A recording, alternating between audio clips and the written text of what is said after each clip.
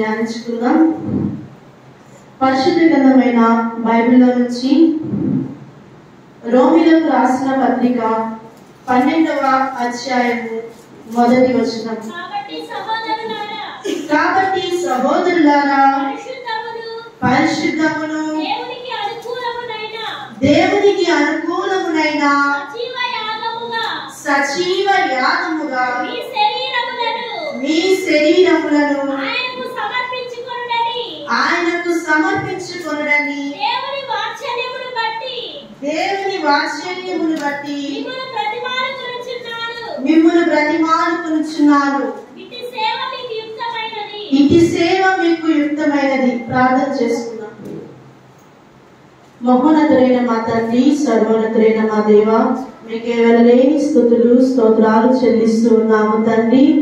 దేవా, యొక్క తండ్రి ఆదివారము ఇప్పటి వరకు మీరు చూపిన కృపను బట్టి మీకు స్తోత్రాలు. కొద్ది నిమిషాలు మీ యొక్క వాక్యాన్ని మేము ధ్యానిస్తుండగా మా అందరికీ అవసరమైనటువంటి మీ యొక్క మాటలు అనుగ్రహించమని దేవా, నిలువన్న నేను కేవలం మీ యొక్క సాధనమై ఉంటుండగా మాట్లాడేది మీరు. మీ యొక్క వాక్యము రెండంచులు కలిగిన ఖడ్గము వంటి తండ్రి, నాతోను మా అందరితోనూ మీరే మాట్లాడి సహాయం చేయమని యేసయ్య నామములో ప్రార్థించి అడిగి వేడుకుంటున్నాము తండ్రి. ఆమేన్. మనం చదివినటువంటి ఈ యొక్క వాక్య భాగంలో మనం ఏం చూసామంటే, సజీవ యాగముగా మన దేహాలు ప్రభు కొరకు సమర్పించడం ఏమిటి అంటే దేవునికి యొక్క యుక్తమైన సేవ అని చెప్పి మనం చూసాం. ఈ రోజు మన యొక్క అంశం ఏమిటి అంటే హతసాక్షుడు. హతసాక్షులు తెలుసా? హతసాక్షులు అంటే ఎవరు? హతసాక్షులు హతులైనటువంటి కొంతమంది సాక్షులు అంటే హ్యాండ్ విట్నెస్. వీళ్ళేంటి? చనిపోయి ఉన్నారు కానీ ఎలా కనపడుతున్నారు? సజీవ సాక్షులుగా మనకి కనిపిస్తూ ఉన్నారు. అయితే ఈ యొక్క సాక్షుల గురించి మనం చూసినట్లయితే వీళ్ళేం చేశారంటే దేవుని కొరకు వారి యొక్క శరీరాలను సమర్పించారు, వారి ప్రాణాలను సమర్పించారు, వారి సమయాన్ని సమర్పించారు, వారి పిల్లల్ని సమర్పించారు, వారి కలిగిన సమస్తాన్ని కూడా దేవుని కొరకు సమర్పించిన వారే హతసాక్షులు. అయితే ఈ హతసాక్షుల గురించి కొన్ని విషయాలు మనం జ్ఞాపకం చేసుకున్నాము.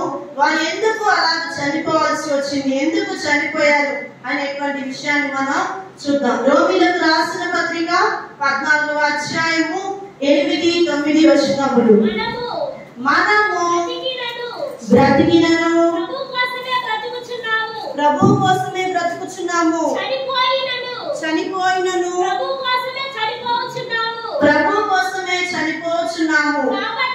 కాబట్టి మనము బ్రతికినను చనిపోయినను ప్రభు వారమై ఉన్నాము.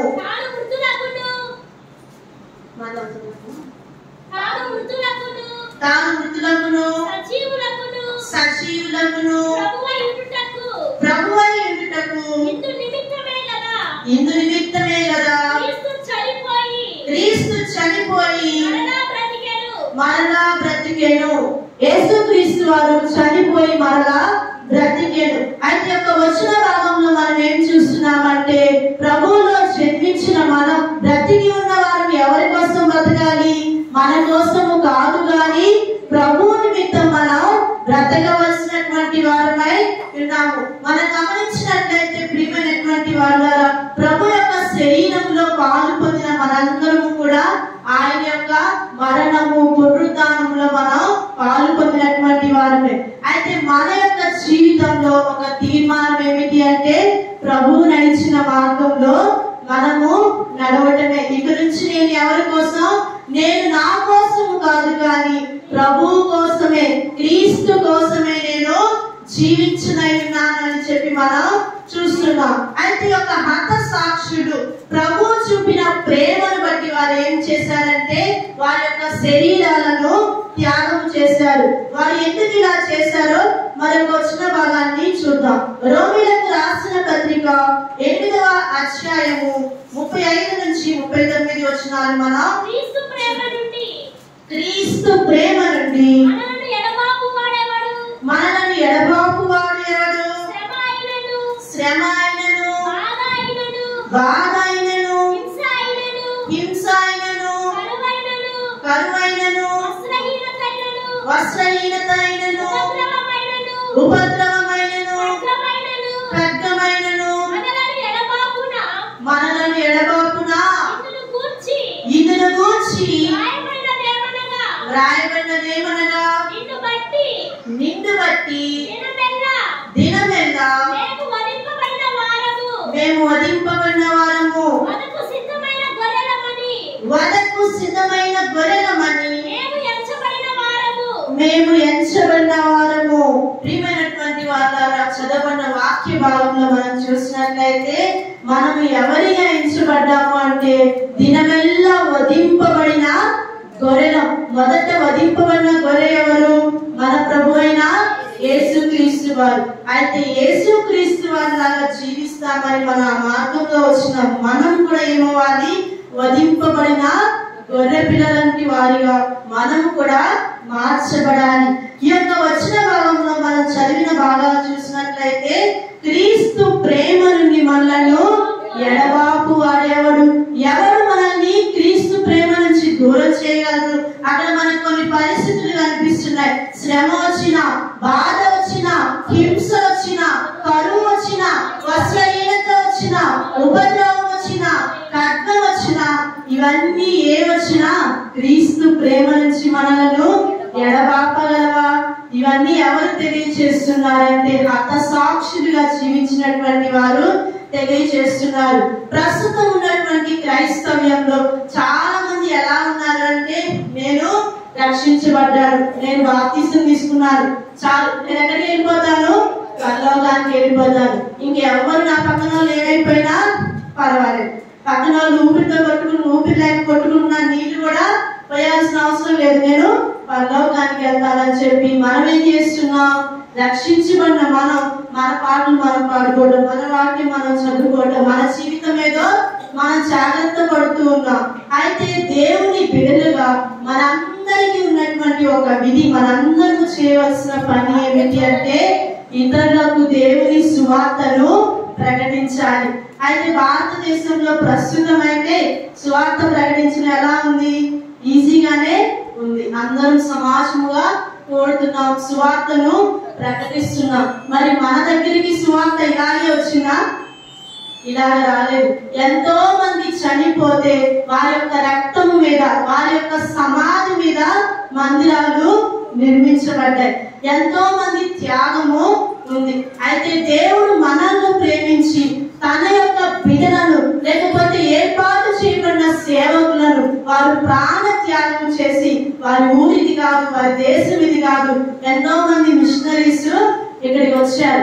అయితే వారు ఎక్కడో నుంచి మన కోసం ఇక్కడికి వచ్చి దేవుని సువార్తను ప్రకటించారు. ఒక చిన్న క్వశ్చన్ అడిగినా మిమ్మల్ని, మనకి సంబంధం లేని ఒక పర్సన్ ఎవరైనా వచ్చి మన మీద ఉమ్మి వేశారు, ఏం చేస్తారు? కోపం వచ్చిందా? రాదా? పొరపాటు చేసినాక ఏమనిపించింది? దొరికితే వాళ్ళని చంపకేసి కొట్టాలనిపించింది. అయితే ఈ యొక్క హతసాక్షులు ఏమయ్యారంటే వీరేం చేస్తున్నారు? వారికి మేలు చేస్తున్నారు. వారి మీద ఉమ్మి వేసినటువంటి వారు ఉన్నారు, వారిని తిరస్కరించినటువంటి వారు ఉన్నారు, వారిని గాయపరిచిన వారు ఉన్నారు, వారిని చంపకేసి కొట్టినటువంటి వారు ఉన్నారు. అయినా కానీ వీరేం చేశారు? అన్నిటికీ నిలువబడి దేవుని యొక్క సువార్తను ప్రకటించారు. మరొక వచ్చిన భాగాన్ని కూడా నేను మీకు తెలియజేస్తాను. హెబ్రీయులకు రాసినటువంటి పత్రిక 11వ అధ్యాయము 36వ వచనం నుంచి మనం చూద్దాం. మరికొందరు తిరస్కారములను, కొరడా దెబ్బలను, మరి బంధకములను, ఖైదును అనుభవించిరి, రాళ్లతో కొట్టబడిరి, రంపములతో కోయబడిరి, శోధింపబడిరి, ఖడ్గముతో చంపబడిరి, గొర్రె చర్మములను, మేక చర్మములను వేసుకొని దరిద్రులని ఉండి శ్రమపడి హింస పొందుచు అడవులలోను, కొండల మీదను, గుహలలోను, సొరంగములలోను తిరుగులాడుచు సంచరించిరి. అటి వారికి ఈ లోకము యోగ్యమైనది కాదు. ఈ చదివిన వచ్చిన భాగాల్లో మనం చూస్తే వారంట తిరస్కారం పొందారంట, రాళ్లతో కొట్టబడ్డారంట, రంపాలతో కోయబడ్డారు. ఒక్కసారి మనం ఆ ప్లేస్ లో ఊహించుకున్నట్లయితే ఎంత భయంకరంగా ఉందో కదా. మన పొరపాటున ఎదురురాయి తగిలితేనే మనం సహించలేకపోతాం. కొంతమంది అయితే ప్రతి చిన్నదానికి పెద్దదానికి ఏం చేస్తాం, దేవాయి రాయి నాకే తగలాల అంటే దేవుడు వచ్చి రాయి మన ముందు పెట్టేసినట్టు మనం మాట్లాడుతూ ఉంటాం. అయితే ఇక్కడ వీరు పరిచర్యలో ఎన్ని శ్రమలు అనుభవించారు అంటే వారి తిరస్కారాలు భరించారు. ఇంకా ఏం చూస్తాం, జైలు అనుభవించారు, బంధకాల్లో ఉన్నారు, యాతన పెట్టబడ్డారు, రంపాలతో కోయబడ్డారు, ఖడ్గముతో చంపబడ్డారు. ఇన్ని చేయడానికి కారణం, ఇన్ని చేస్తున్నా సహించడానికి కారణం ఏమిటి? ఎందుకంటే వారికి ఈ లోకము యోగ్యమైనది కాదు అనేటువంటి ప్రశ్న ఎవరికి తెలిసింది? ఈ హతసాక్షులకు తెలిసింది. ఏమిటి యోగ్యమైనది కాదు? ఈ లోకము యోగ్యమైనది కాదు. మరొకసారి చెప్తారా? ఈ లోకము యోగ్యమైనది కాదు. ఎవరికి? మనకి కూడా ఈ లోకము యోగ్యమైనదిగా ఉండకూడదు. ఒక రక్షించబడినటువంటి విశ్వాసిగా మనం ఈ లోకానుసారమైనటువంటి వారిగా ఉండకూడదు. మొదట ఆయన రాజ్యమును నీతిని వెతుకుడి. మనకి ఈ లోకంలో అవసరతలు తీర్చబడతాయి, కానీ ప్రస్తుతం ఏం చేస్తున్నామంటే రక్షించబడిన మనందరం కూడా మన కోసమే ప్రయాసపడుతున్నాం.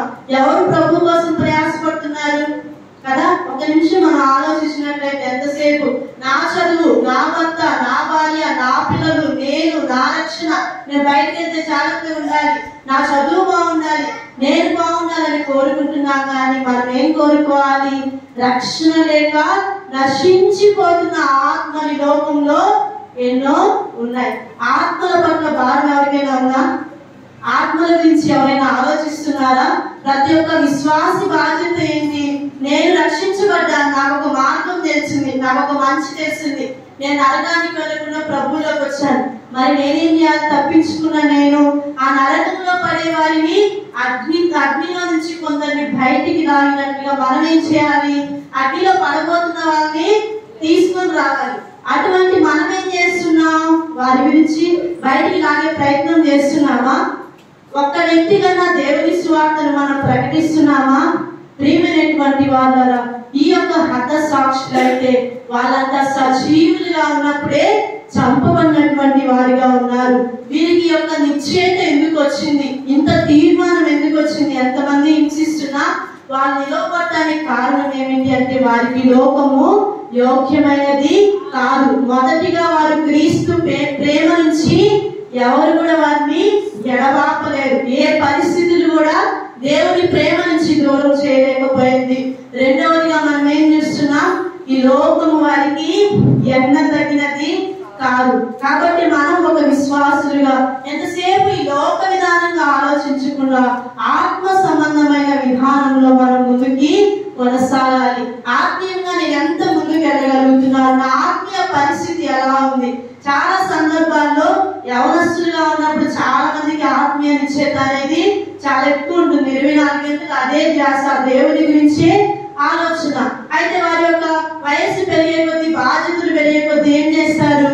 దేవుని పక్కన పెట్టి దేవుని యొక్క భాగం చేసుకొని ఈ లోక సంబంధమైన వాటి గురించి ప్రయాసపడుతూ ఉంటారు. ఈ లోక సంబంధమైన ఏంటి? ఈ లోక సంబంధమైన ఏంటి? ఉద్యోగాలు కావచ్చు, కుటుంబం కావచ్చు, పిల్లలు కావచ్చు, ఇలా వీటి మీద ప్రయాసపడతాం. ఒక సామాన్య మనిషిగా ఈ బాగుండాలని కోరుకోవటంలో తప్పేమి లేదు, కానీ వీటికంటే శ్రేష్టమైనది ఒకటి ఉంది. ఈ లోకము కాదు, అదేమిటి? పరలోక రాజ్యము. ఆ పరలోక రాజ్యము కొరకు ఈ హతసాక్షుల వలె మనం కూడా ఏం చేయాలి? ఎన్ని ప్రయాసలు వచ్చినా భరించాలి. వీరు ఏదో తప్పు చేసో పాపము చేసో శిక్షను భరించడం లేదు. వారు దేవుని పరిచర్యను, దేవుని సువార్తను ప్రకటించడానికి వారు దేహాలను సైతం కూడా ఇచ్చివేస్తున్నారు. ఎంత గాయపరచబడుతున్నా కానీ వారు వారిని క్షమించమనే చెప్తున్నారు. పరిశుద్ధ గ్రంథమైన బైబిల్లో నుంచి ఒక వ్యక్తిని నేను మీకు చూపిస్తాను. చేస్తారు. అపోస్తలుల కార్యము 7వ అధ్యాయము 59వ వచనము 60వ వచనము. ప్రభువును వచ్చి మొరపెట్టుచు యేసు ప్రభువా నా ఆత్మను చేర్చుకొనమని స్టెఫను పలుకుచుండగా వారు అతని రాళ్లతో కొట్టిరి. అతడు మోకాళ్ళలోని ప్రభువా వారి మీద ఈ పాపము మోపకుమని గొప్ప శబ్దముతో పలికెను. ఇక్కడ మనం ఎవరిని చూస్తున్నాం? స్టెఫన్ని మనం చూస్తున్నాం. అయితే అతను ఎందుకు చంపారు? అతను ఏమైనా తప్పు చేశాడా? వ్యభిచారం చేశాడా? మోసం చేశాడా? దొంగతనం చేశాడా? ఇవన్నీ ఏమి కూడా చేయలేదు. దేవుని సువార్తను అతడు ప్రకటిస్తూ ఉన్నాడు, న్యాయముగా ప్రవర్తిస్తున్నాడు, కనికరం చూపిస్తున్నాడు. అయినా కానీ అతడు ఏం చేయబడ్డాడు? రాళ్లతో చంపబడ్డారు. అన్నిటికంటే ఆశ్చర్యం వేసేటువంటి ఒక మాట, చనిపోతే ఏం చెప్పాడు? ప్రభువా వారి మీద ఈ పాపము మోపకుము. ఈ మాట మనం ఎక్కడ చూసాం? సిలువలో యేసుక్రీస్తు వారు చెప్తున్నారు. ఏమని చెప్పారు?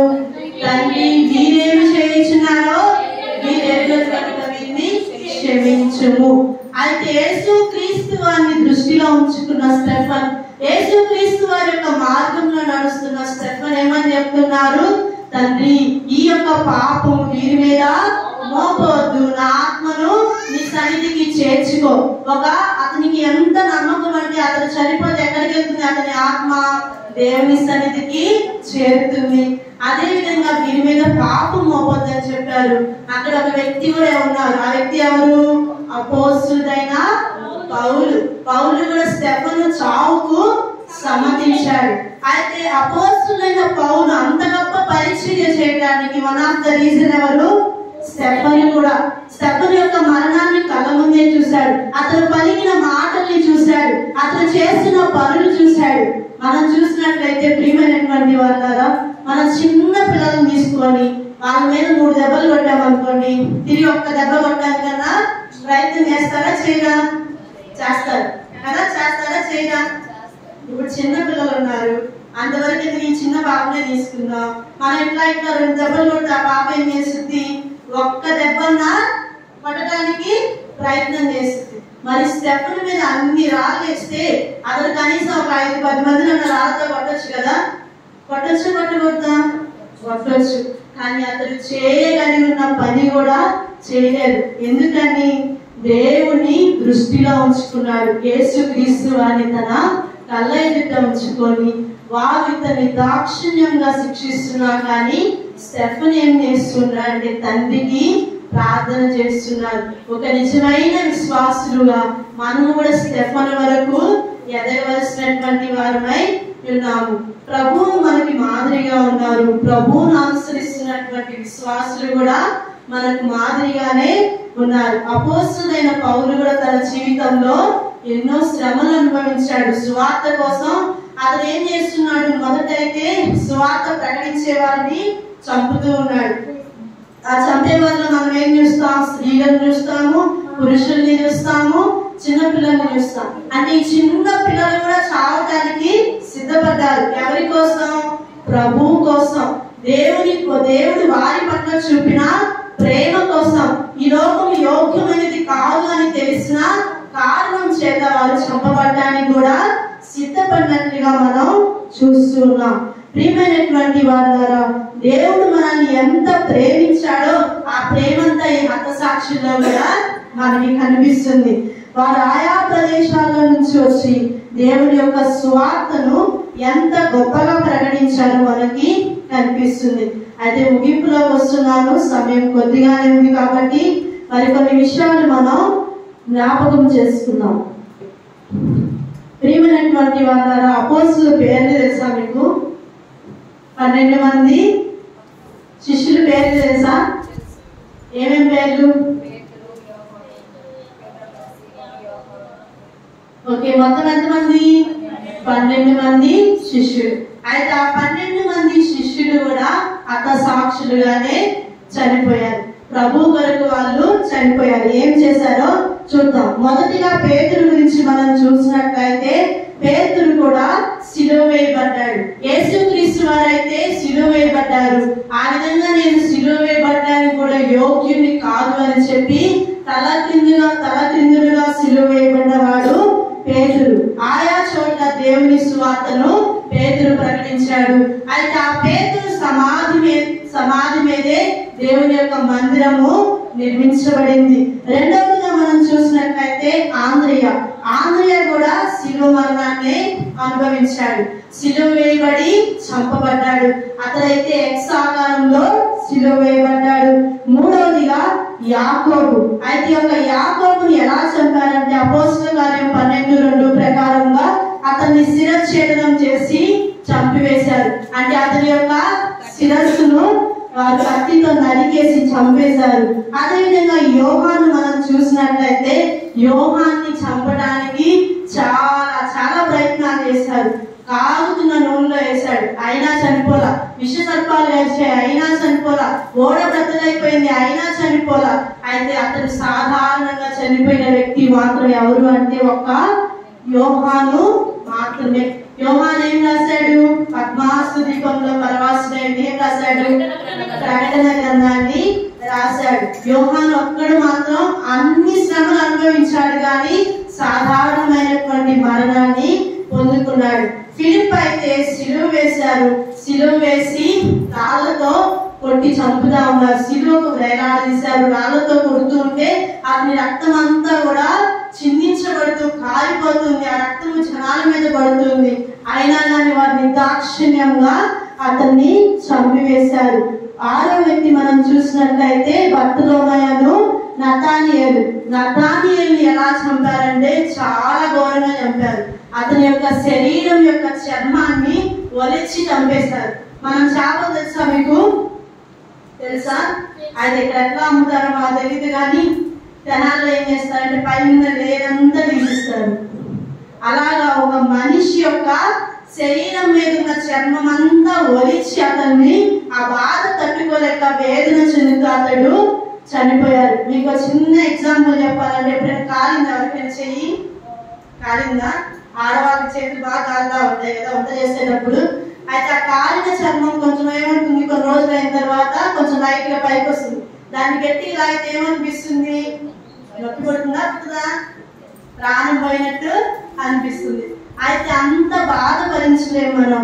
ఈ యొక్క వ్యక్తి అయితే ఎంత బాధ భరించాడంటే అతని శరీరం మీద ఉన్నటువంటి చర్మం అంతా కూడా బ్రతికి ఉండగానే, సజీవుడిగా ఉండగానే ఒలిచి వేశారంట. అంత యొక్క శ్రమను అతడు భరించాడు. ఎందుకోసం? ఈ లోకం అతనికి యోగ్యమైనది కాదు. ఒకే ఒక రీజన్, ఈ లోకం అతనికి ఎన్నదగినది కాదు.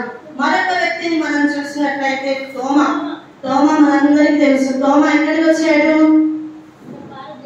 భారతదేశానికి సువార్త ప్రకటించడానికి తోమా వచ్చాడు. ఇంకా చాలా చోట్ల ప్రకటించాడు. అయితే తోమా చంపబడిన ప్లేస్ ఎక్కడ? మనందరికి తెలుసు. ఎక్కడ? చెన్నై, మద్రాసులో తోమా చంపబడ్డాడు. తోమాను ఎట్లా చంపారో తెలుసా? బల్లెముతో పొడిచి చంపారు. అయితే ఇతడు దేవుని సువార్త ప్రకటిస్తుండగా అన్య మతస్థులు, విగ్రహారాధికులు ఇతడు ఇక్కడ వచ్చి దేవుని సువార్తను ప్రకటిస్తున్నాడు. అతన్ని హతమార్చారు, చంపివేశారు. అయితే అక్కడ ప్లేస్ ఇప్పుడు ఏ విధంగా మార్చబడింది? ఎన్నో చోట్ల సెయింట్ థామస్ చర్చెస్ అనేవి నిర్మించబడ్డాయి. ఎన్నో చోట్ల దేవుని సువార్త ప్రకటించబడుతుంది. తోమా మన భారతదేశానికి అపోస్తుల్లో, అదేవిధంగా దేవుని యొక్క శిష్యుల్లో ఉన్నటువంటి ఒక వ్యక్తి ఈ లోకానికి వచ్చాడు. ఇతను మనకి ఒక సాక్షిగా మనకి కనిపిస్తూ ఉన్నాడు. మరొక వ్యక్తిని మనం చూసినట్లయితే మత్తయి. అయితే ఇతను ఎలాగా చనిపోయాడు అంటే, ఇతను ఏం చేశారంటే ఈటలతో పొడిచారు. ఈటలతో పొడిచి ఇంకా ఏం చేశారంటే అతని యొక్క శరీరాన్ని శిరచ్ఛేదనం చేసి, అంటే తల నరికి వేసి చంపేశారు. 9వ వాడు యాకోబుని ఏం చేశారంటే ఒక పిల్లల లాంటి పరికరంతో తల మీద కొట్టారు. అయినా కానీ అతను చనిపోకపోతే రాళ్ళు రువి అతన్ని చంపివేశాడు. ఎంత భయంకరంగా ఉందో కదా. ఈ శిక్షలన్నీ కూడా ఈ లోకంలో ఉన్న భయంకరమైన శిక్షలన్నీ ఇక్కడే ఉన్నాయేమో అని అనిపిస్తుంది. 10వ వ్యక్తిని మనం చూసినట్లయితే తద్దై. అయితే ఈ యొక్క తద్దైని మనం లెబ్బై అని కూడా అంటాము. అయితే తద్దై ఎలా చంపబడ్డాడు అంటే బల్లెముతో చంపారు. అంటే బల్లెంతో ఒక్క కోటికి చనిపోలేదు, కానీ ముందు అనేక శ్రమలు పెట్టారు. ఆ శ్రమలన్నీ తట్టుకున్న తర్వాత చివరిగా ఎలా చనిపోయాడు? బల్లెంతో పొడిచి అతన్ని చంపేశారు. 11వ వాడైన కనానీయుడైన సీమోను ఎలా చంపారంటే రంపముతో కోయబడి అతన్ని చంపారు. రంపముతో అతని శరీరాన్ని కోసారు. ఎంత బాధ ఉంటుందో కదా, ఒక చిన్న చేయి తగిలితేనే మనకి ఎంతో నొప్పి అనిపిస్తుంది. కూరగాయలు కట్ చేసేటప్పుడు బాగా చేయి తగిలితే ఎంత బాధపడతాం.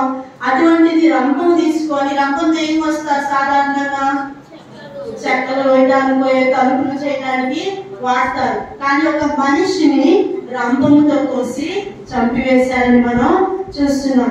చివరి వాడు ఎవరు? ఇస్కరియోతు యూదా. అయితే ఇస్కరియోతు యూదా అయితే శిష్యుల్లో యేసుక్రీస్తు అన్నంత కాలం ఉన్నారు. తర్వాత అయితే అతడు తొలగిపోయాడు. అతని ప్లేస్లోకి వచ్చిన మరొక వ్యక్తి ఉన్నాడు. ఎవరు అతను?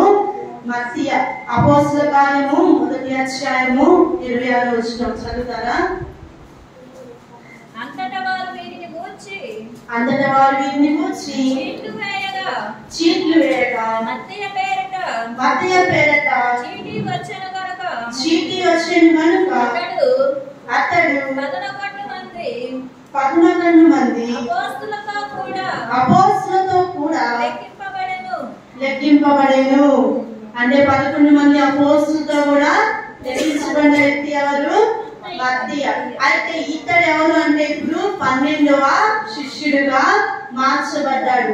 12వ శిష్యుడిగా మార్చబడిన ఇతన్ని ఎలా చంపారు అంటే ఇతన్ని కూడా రాళ్లతో కొట్టారు, శిరఛేదనం చేశారు. చివరిగా ఏం చేశారంటే అతని యొక్క శరీరం అంతా కూడా ముక్కలు ముక్కలుగా చేసి అతన్ని చంపివేశారంట. ఈ 12 మంది అపోస్తలులు ఏ విధంగా చనిపోయారు? చాలా పీస్ఫుల్ గా చనిపోయారా?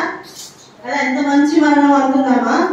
ప్రతి ఒక్కరు ఏం కోరుకుంటారు? మంచి మరణము కావాలి. బతికెట్లాగైనా బ్రతుకుతాం, కానీ చనిపోయేటప్పుడు ఎలా ఉండాలంట? మంచి చావు ఉండాలని కోరుకుంటా ఉంటారు. అయితే వీరేం కోరుకున్నారంటే మన యొక్క ఆయుష్ ఎంత? గడ్డి పువ్వు లాంటిది. పొద్దున్నే చూసేసరికి ఎంతో విరబూసి ఎంతో అందమైన పుష్పాలు కనపడతాయి. గడ్డి పువ్వు మనకి చాలా అందంగా కనపడింది. సాయంత్రం అయ్యేసరికి గడ్డి పువ్వు కాదు కదా, అక్కడ ఉన్న గడ్డి కూడా కనిపించదు, వాడిపోతుంది.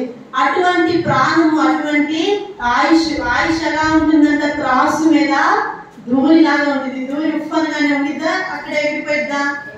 ఎగిరిపోయింది. నీటి బుడగ లాంటిదంట జీవితం. నీటి బుడగ ఎలా ఉండిద్ది? ఊరకనే పగిలిపోయింది.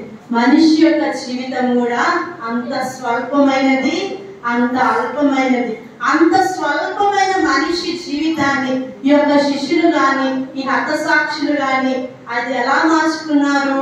వారిని కూర్చి మనం ధ్యానించుకునే అంత గొప్పగా వారి జీవితాలు మార్చబడ్డాయి. ఎందుకు వారు రంపాలతో కోయబడ్డారు? ఎందుకు సిలువ వేయబడ్డారు? ఎందుకు ముక్కలుగా చేయబడ్డారు అంటే వారికి లోకము ఎన్న తగినది కాదు. ఇంకొకటి ఏంటి? వారు ప్రభు ప్రేమ నుంచి ఏ పరిస్థితి వారిని ఎడబాపలేదు. కాబట్టి ప్రభువుకు దగ్గరగా ఉన్నటువంటి ప్రతి ఒక్కరు కూడా ఏం చేయగలుగుతారంటే ఈ శిష్యులాగానే జీవించగలుగుతారు. వీరు మాత్రమే కాదు, కానీ ఇంకా అనేక మంది మనకి తెలుసు. మరి పరిశుద్ధ గ్రంథంలో లిఖించబడిన వారు కూడా మనకి తెలుసా తెలీదా? తెలుసు. ఎవరు తెలుసు మీకు? ఒక వ్యక్తిగా తెలీదా? చాలా మంది మిషనరీలు వచ్చారు కదా భారతదేశానికి. ఎంతో మంది మిషనరీలు వచ్చారు. గ్రహం స్టేన్ వచ్చారు, తెలుసా మనందరికి? అతను ఏం చేశాడు? అతని 2 పిల్లలతో పాటు వ్యాన్ లో ఉంటే పెట్రోల్ పోసి తగలబెట్టేశారు. అయితే ఆ భార్య ఏం చేసింది? అతన్ని క్షమించమని సాక్ష్యం ఇచ్చింది. ఎంత అద్భుతమైన సాక్ష్యాలు మనకి ఇక్కడ కనబడుతూ ఉన్నాయో. ఒక చిన్న ఏదో ఇబ్బంది పెడితేనే ఎంతో శిక్ష పడాలని కోరుకుంటూ ఉంటారు. 3 వ్యక్తుల ప్రాణాలు తీస్తే ఆ భార్య ఏం చేసింది? యేసుక్రీస్తు వారు ఏం చేశారు? సిలువలో క్షమించారు. నేను కూడా ఏం చేస్తున్నాను? క్షమించేస్తున్నానని క్షమించింది. ఇంత మాత్రమే కాదు, ఇంకా చాలా మంది. ఆల్మారి అనే ఒక మహిళ చనిపోయింది యేసుక్రీస్తు వారి కోసం. లాండినా మనందరికి చాలా మంది తెలుసుండొచ్చు. ఆమె కాలిపోయింది ప్రభు కోసం. ఇంకా అనేక మంది అక్కడ రష్యాలో యాంఫీ థియేటర్ ఒకటి ఉంటుందంట. అక్కడ ఎవరైతే ప్రభు సువార్తను ప్రకటిస్తారో వారందరికంటే ఆ ప్లేస్ లో ఒక క్రికెట్ స్టేడియం ఎట్లా ఉంటుంది చూసారా, చుట్టూరు జనం ఉంటారు, మధ్యలో ఏమో వాళ్ళు గేమ్ ఆడుతూ ఉంటారు. అయితే అదే విధంగా వీరి చుట్టూరు కూడా ప్రజలందరూ కూర్చొని ప్రభు స్వార్థ ప్రకటిస్తున్నటువంటి వాళ్ళని శిక్షిస్తూ హింసిస్తూ ఉంటే అంట వీళ్ళందరూ ఆనందపడుతూ నవ్వుకుంటూ ఉండేవారంట. అయితే అంత ఘోరమైన హేళన, తిరస్కారం, శిక్ష వారు భరించారు. వాళ్ళు పురుషులే కాదండి, చాలా మంది స్త్రీలు కూడా ఉన్నారు కదా. స్త్రీలు ఎంత అవమానంగా ఫీల్ అవుతారు చెప్పండి. అయితే వారు కూడా ప్రభు కోసం అని చెప్పి వారి యొక్క శరీరాన్ని లెక్క చేయలేదు, ప్రాణాలు లెక్క చేయలేదు, ఏమి కూడా లెక్క చేయకుండా ప్రభు కొరకు వారు జీవించినటువంటి వారిగా ఉన్నారు. ఇప్పటికీ ఎన్నో ప్రదేశాల్లో దేవుని సువార్త ప్రకటించబడటానికి అవకాశాలు లేవు. బైబిల్ లేని దేశాలు ఉన్నాయి తెలుసా మీకు? తెలుసా? బైబిల్ని క్లోజ్ చేసినటువంటి దేశాలు, బైబిల్ ఎలో చేయని దేశాలు, దేవుని సువార్త ప్రకటిస్తే ఒప్పుకోని దేశాలు ఇంకెన్నో ఉన్నాయి. మరి అక్కడికి ఎవరు వెళ్తారు? ఎవరు దేవుని సువార్తను ప్రకటిస్తారు కదా? ఇప్పుడు భారతదేశంలో ఉన్న యవనస్తులంతా ఏం చేస్తున్నారు? ఎవరిని ప్రేమిస్తున్నారు? ఎవరిని ప్రేమిస్తున్నారు? కొంతమంది ఏమో జాబ్లని జాబ్స్ ని ప్రేమిస్తా తిరుగుతున్నారు. కొంతమంది ఏమో ఆస్తుల్ని ప్రేమిస్తా నేను ఏదో సంపాదించుకోవాలని ఆస్తుల కోసం తిరుగుతున్నారు. ఇంకొంతమంది ఏమో అబ్బాయిలు అమ్మాయిని, అమ్మాయిలు అబ్బాయిని ప్రేమిస్తూ వాళ్ళు ప్రేమించకపోతే చచ్చిపోతామని తిరుగుతున్నారు. ఇంకొంతమంది యవనస్తులు ఏం చేస్తున్నారు? బండ్ల మీద ఇష్టానుసారంగా తిరుగుతూ డ్రగ్స్ కి అలవాటు పడి లైఫ్ ని ఎంజాయ్ చేయాలని చెప్పి చాలా మంది తిరుగుతున్నారు. ప్రియమైనటువంటి వాళ్ళ ఇందులో ఒక ఆశ్చర్యకరమైన విషయం ఏమిటి అంటే అన్యులు తిరిగితే పర్వాలేదు కానీ విశ్వాసులు, క్రైస్తవులు, దేవుని బిడ్డలు, దేవుని సేవకుల పిల్లలు సహితం కూడా ఇట్లా ఉన్నవారు ఎంతో మంది ఉన్నారు. అంటే ఈ లోకంలో మనం ఎటువంటి పరిస్థితులు మనం వెళ్తున్నామో ఒకసారి మనం ఆలోచించాలి. అన్నిటికీ సమాధానం, అన్నిటికీ ఒక పరిష్కారం ఏమిటి అంటే ప్రార్థన. మనం ఏం చేయగలుగుతాం? ప్రతి ఒక్క అంశం గురించి కూడా ప్రార్థన చేయవలసినటువంటి వారిగా ఉండాలి. మరి ప్రాముఖ్యంగా మనము ప్రభు కొరకు ఏం చేయగలమో ఒకసారి ఆలోచించవలసినటువంటి వారమై ఉన్నాము. వర్షం వస్తుంది, బట్టలు తడిసిపోతాయని చూస్తున్నారా? బట్టలు తడిసిపోతే ఏం కాదండి, మీరేం చేశారు? వారి శరీరాలనే ప్రభు కోసం సమర్పించారంట. బట్టలు తడిసిపోతే ఏమైంది? రేపు మళ్ళీ ఉతుక్కోవచ్చు, అంతే కదా? అంతేనా కదా? అందరు పరిగెత్తుకుంటూ వెళ్ళిపోతున్నారు. మనం గమనించినట్లయితే స్వార్థ లేని ఎన్నో ప్రదేశాలు, ఎన్నో దేశాలు మనకి కనిపిస్తున్నాయి. కాబట్టి ప్రియమైనటువంటి వాళ్ళ మనం కూడా వాళ్ళందరి కొరకు ప్రార్థిద్దాం. మనం కూడా అవకాశం ఉన్నట్లయితే మనం కూడా దేవుడు మనల్ని కూడా ఒకవేళ స్వార్థ ప్రకటించడానికి మనల్ని పిలిచినట్లయితే మనం కూడా ఎలా ఉండాలి? వెళ్ళటానికి సిద్ధముగా ఉండాలి. ఎన్ని ఆటంకాలు వచ్చినా ఒకవేళ దేవుడు నిన్ను నన్నే స్వార్థ ప్రకటించడానికి మనల్ని పంపుతానంటే మనం వెళ్ళాలా వద్దా? ఖచ్చితంగా వెళ్ళాలి. ఖచ్చితంగా అందుకు మనం సిద్ధంగా ఉన్నామా? అంత్య దినాలు వస్తున్నాయి, అపాయకరమైన పరిస్థితులు వస్తున్నాయి. మందిరాలు